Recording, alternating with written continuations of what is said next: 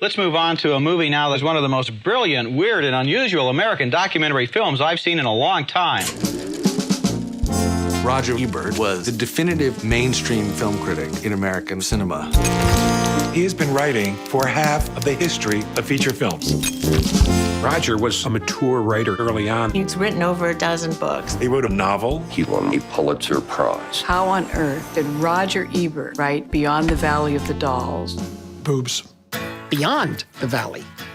You know, this is a title. Roger was a good addition, but he also could take it. He is a nice guy, but he's not that nice. It's Thriller Week on Siskel and Ebert in the movies, and we've got 3 new ones. Sound a little excited, Gene.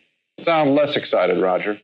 Roger Ebert and Gene Siskel were the most powerful critics of all time. The perfect matching of opposites. Even though Roger wrote Beyond the Valley of the Dolls, Gene lived the life. These were towering figures clashing. It was, I'm gonna crush you. You give Benji the Hunter a positive review. That's totally unfair because you realize They almost didn't care what anyone else thought as long as they could try to persuade the other. This morning I confess that I am a sick person. 3 years ago, I felt a lump under my chin, and it turned out to be cancer. Roger had an inner core made of steel. You want to rest a little bit or work a little bit? Ask Steve, he's the director.